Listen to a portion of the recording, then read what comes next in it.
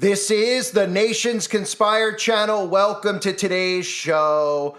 Another day and more predictive programming. More of the same exact Hollywood movies that reveal the same exact government plot, the same exact government conspiracy that we all are trying to expose day in and day out. And part of Agenda 2030 is going to require some type of cyber attack that takes us all offline for a temporary period of time. And of course, this ties in to that great reset theory where once we're all offline and come back online, you could expect those bank runs and your bank account to be reset to zero. And of course, many people out there think still that that's a conspiracy, but much like all of us who were talking before 2020 about what to expect because of all the things that they showed us, that they told us, because people like myself and others listened to what they were talking about at all of these globalist meetings that they attend.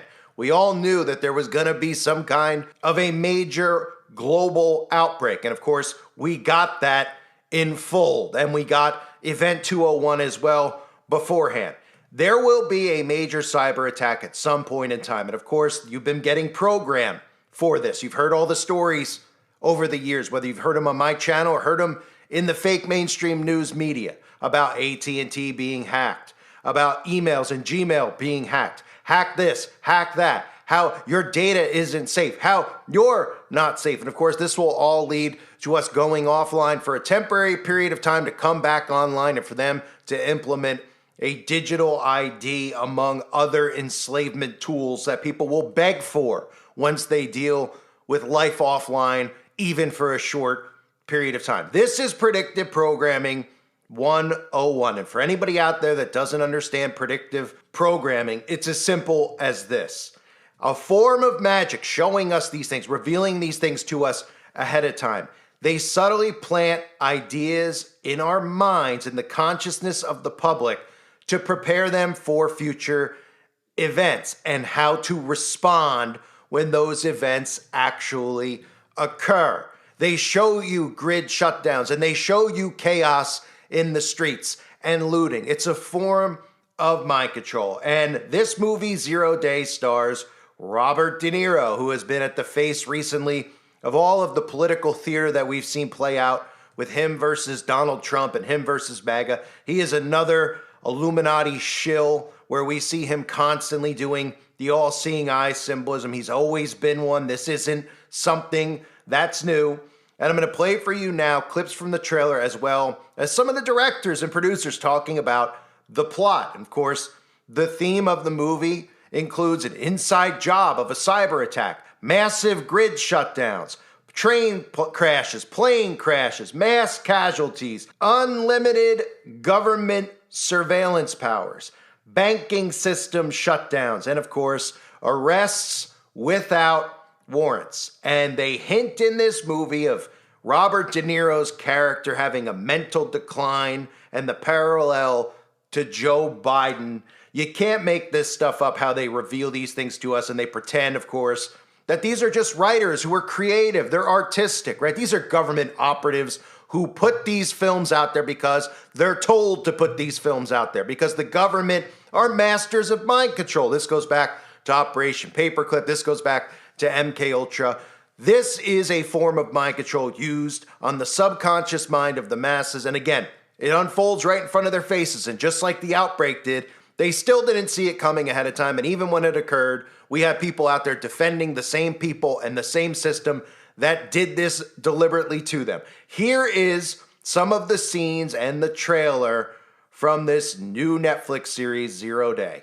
3,402 people died on 0 Day. Absolute nationwide terror. Computer systems completely hijacked. Every phone in America displayed the same haunting message. This will happen again. Congress is authorizing a special 0 Day commission, hunting down anyone who aided and abetted. You're just gonna grab people off the streets without warrants. This is the greatest affront to civil liberties ever. The public finds out how deep this really is. I don't think we survive that. This really could happen. The aftermath of a devastating cyber attack that kills thousands of people. In the aftermath of that attack, country forms the zero-day commission. This commission that's formed has more power than anybody has ever had in the history of the country. Grab people off the streets without warrants. Actually, you are. All of the things that we have in place to check people's power are all paused, and the commission can do whatever they want. What would unfettered government really look like? What would all-powerful government do? I think what's exciting and propelling about this show is that it feels like something that could actually happen. How would the federal government respond to that? And are we prepared to deal with it? And of course, after many people have seen this, they say, could the plot of Netflix's Zero Day actually occur? I mean, you even hear some of the actors and actresses and the directors and producers talking about what's so neat about this show is the fact that this could happen in real life. Yeah, that's real neat. It's real neat to know that we can't trust our own government. Of course, none of us should. And it's real neat to know that this could happen in real life, which again, it's not going to be a coincidence when it happens because you're being programmed into accepting it when it happens. And you've been getting programmed, like I said earlier, for years and years and years to believe that when a cyber attack occurs, that it's some guy wearing a hoodie who is in a factory somewhere in China or in Russia, right? All the images you've seen of a guy in a mask, an anonymous mask, or just a hoodie with no face. That's the programming to convince you that when it occurs, that it could just be some random person who has the ability to hack into the government's entire infrastructure and take it down. And of course, you would think that this would be the top priority of the government, knowing how weak our infrastructure is, but the government is sabotaging our infrastructure. So they tell you that we're vulnerable to cyber attacks. They tell you that we're vulnerable to a power grid shutdown, but they don't do anything about it, right? And that's all, of course, done by design. So all the articles that are out there about the plot of the movie, could it actually come true? Oh, it will come true. And how do we know this? Well, we know this because our same friends who brought us Event 201, our same friends who meet and conspire out in the open with Republicans and Democrats, you know, the same people that say at the World Economic Forum who Donald Trump has no problem going there and speaking there, whether in person or whether a few days after his inauguration, speaking via video conference. And these people still defend him. He doesn't oust them. He doesn't cut off all American ties with them. He talks to them as if they're his friends. And here they all are over the years talking about post-pandemic, how the next big thing is going to be a cyber attack. How convenient that they knew we were going to have a pandemic, then we had one. And how convenient that they know there's going to be a massive, massive cyber attack, which would be worse than any pandemic, right? Here they all are talking about it, letting you know that it's coming. Global Security Outlook Report 2023. This is a result of research in collaboration with the forum's communities and our partner Accenture, in which we've interviewed and sought input from over 300 executives globally. The most striking finding that we found is that 93% of cyber leaders and 86% of cyber business leaders believe that the geopolitical instability makes a catastrophic cyber event likely in the next 2 years. But still pay insufficient attention to the frightening scenario of a comprehensive cyber attack, which would bring to a complete halt to the power supply, transportation, hospital services. Our society as a whole would be seen in this respect as a small disturbance in comparison to a major cyber attack.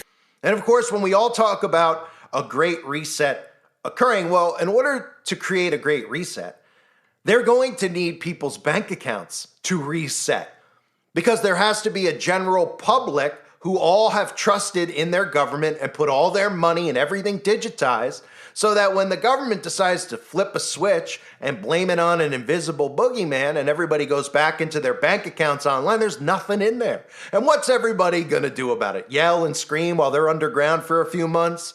Eventually, everybody's going to forget about it because they're going to be trying to find food and water to survive. Because something will remind them, I guess, hunger pains after a few days, that they don't have time to worry about their hundreds of thousands of dollars, their thousands of dollars, even their $50 to $100, whatever they might have in the bank. They won't have time to worry about what was once in there because then they'll be living day to day trying to survive. And that's what the point is. So the Great Reset, as many people believe it's happened, hasn't actually happened just yet. And don't forget, the FBI has even come out along with all the predictive programming that's out there. We've had the government tell us flat out, they've warned us that Chinese hackers are preparing to wreak havoc on the U.S. critical infrastructure. But really, the code word there just replaced Chinese hackers with globalist United States of American employees, government officials, because your own government will be responsible for this. Your own government, if you haven't noticed, left or right, hates you. And the World Economic Forum continues to prepare us. Every month they put articles out about the cyber pandemic, a need for strengthened cyber resilience in telecoms. And how many films have we seen like this film that I just showed you the trailer for, Zero Day, or this TV series, Zero Day, Netflix series, whatever they call them these days, right? Where it's all about grid shutdowns. Once they hit a cyber attack, everything goes offline, right? Planes fall out of the sky. We've seen it a million times. Trains can't run on the tracks anymore, right? Mass casualties. And then the government conveniently can bring in unlimited surveillance. The government, freezes all sorts of freedoms. And of course, martial law is implemented and arrests without warrants can occur. Oh, and by the way, the banking system gets shut down as well. Well, we did just see something along those lines, right? Leave the World Behind. Anyone remember this movie? Leave the World Behind was very popular about a year ago. Do you think that the people who made this film, Zero Day, had any idea? Did they not hear about Leave the World Behind? Because, while it's not verbatim to a T, because one was a movie and one is a series, so there's more episodes, it's very similar with what the world would look like, the chaos that would ensue if there was a mass cyber attack, right? And of course, who is one of the producers on the film? Well, Higher Ground, that Freemasonic logo that you see. And who's behind Higher Ground Productions? Well, Barry Soetoro, Barack Obama, and Big Mike are two of the producers. But don't worry, the media out there has said, look, yes, President Obama gave notes on Leave the World Behind. But no, there's no conspiracy theory at all. He just randomly was involved in this film that was about shutting down the entire United States of America, taking it offline completely, right? And we all remember this image, we've seen it over and over, of this cyber attack across the U.S. that they aired in the trailer. Let me just show you the similarities between Leave the World Behind and Zero Day so you can understand predictive programming, because they're pretty much identical plots. This is all about destabilizing countries. And the only way you'll be able to destabilize a country now, this isn't, stories you've heard of wars in the past where tanks are rolling down the road and people all have, they'll have rifles on them and everybody's got to chip in and get involved with war. We've gotten so dependent on technology that it runs our day-to-day lives. And that's what the government's done by design. So they can destabilize an entire government, entire country by taking it offline. But don't worry, we'll be back online shortly thereafter because our heroes like Elon Musk, who have provided us with Starlink, will make sure we never go offline again. But it won't be about connecting your phone, of course, to Starlink. It'll be about connecting you to Starlink, because you will be a part of the Internet of Bodies. But nonetheless, Death to America was the theme from Leave the World Behind, and they gave you a full-on blueprint of how easy it would be to destabilize a government. Up fine, middle of nowhere, dropping off thousands of these. I have no idea what it says. Death to America. What? Death to America. But this part, it definitely means death to America. Just happened here is happening everywhere. We need to get to that bunker Danny told us about, and we need to get there now. You know something? I had a sneaking suspicion, but I wanted more information first. All the signs were there, sure, but I didn't want to scare anyone. Call me crazy because it is crazy. It would have made more sense if we were on the brink of an all-out invasion. I didn't think we'd actually let something like this happen. I thought we were smarter than that. My primary client works in the defense sector. I spent a lot of time cost-benefit analysis of military campaigns. There was one program in particular that terrified my client the most. A simple 3-stage maneuver that could topple a country's government from within. The first stage was isolation. Disable their communication and transportation.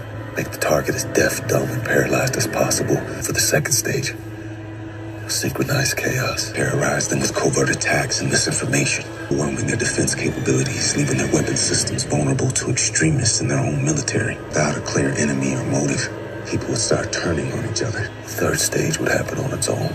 What's the third stage? A coup d'etat. Civil war. Collapse. This program was considered the most cost-effective way to destabilize a country because if the target nation was dysfunctional enough, it would, in essence, do the work for you. Whoever started this wants us to finish it.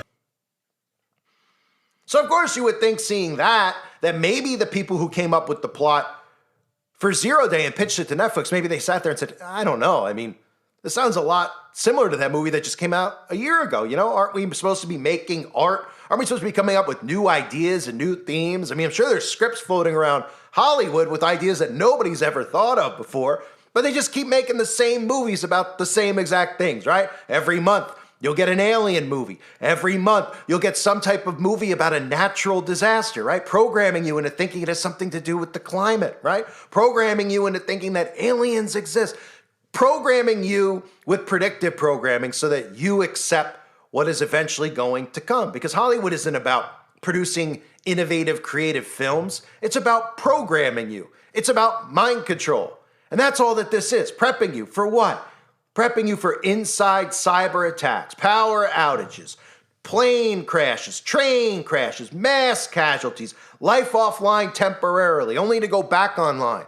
And for people to believe that there's a conspiracy of somebody in the deep state. Who could it possibly be but the president, or the man who used to be president, who's in charge of the council, which is Robert De Niro's character, is having a mental decline. A lot like we just saw with President Biden. No?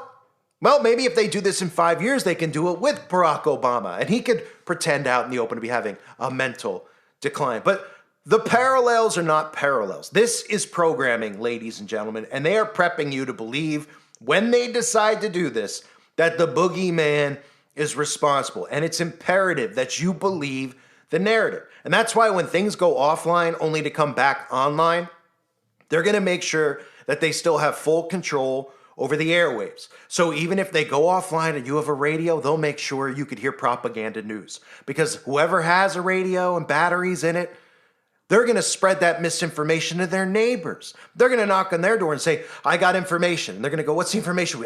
Power's been out for 48 hours. Russia's involved. And then they're going to tell two friends, and so on, and so on. And they're going to keep control of the narrative. They will make sure, because it's imperative. Because no real revolution could ever start if they control the narrative. And they will control the narrative. Because whatever boogeyman they tell you is responsible, the people will believe. Instead of realizing that Trump and Obama and all these guys who pretend to hate one another and tell you to hate your neighbor because they vote differently, they're all working together. Because this is what infrastructure sabotage looks like. You can't make it up. You gotta love, even in the Zero Day series poster with the surveillance cameras on top of the flagpole with the flag at half mast. I mean, they are bringing this in. They're going to bring it in. Now, people can look at this now and say it's crazy. And even if it doesn't happen the next year or 2 or 3, it will happen. We were telling people in 2016, people like myself and many of the people who are long removed, who have long faded away from doing this stuff because the government's made it so difficult for them to have a voice anymore. We were all talking in 2016 about how there was going to be an outbreak and how that was what the plan was going to be with nanotechnology. And then it occurred. And then some people started waking up. They said, well, these guys were talking about this. And then boom, what did they do? Well, they did a mass wipeout of any channels that were even left. And every time somebody popped back up, they'd make sure if you were talking about that specific topic with nanotech that they would take it right down. And eventually topics like this will be removed, saying that there's a conspiracy between the United States government and all the other governments in the world working together. And who are they working against? They're working against their own civilians, keeping you divided, keeping you hating your next door neighbor based on skin, gender, whatever way they possibly vote. Well, they're the ones who are not only overreaching in our day-to-day lives, they're the ones who are forcing all of us into living in a world that none of us want to live in. And they're going to try to convince you along the way that the world that they're creating is a utopia, that it's perfect. It's perfect for them, because you're not going to be able to breathe without them knowing about it. And that's what they're bringing about. And a major cyber shutdown, a major grid shutdown is all part of it for digital ID and for this infrastructure to be permanently in place where there is no more fraud, they'll tell you. The only thing that'll be hackable, of course, will be you, because your genetics will be hacked. I thank everybody for being here. I hope you're all doing well. God bless you and your families as always.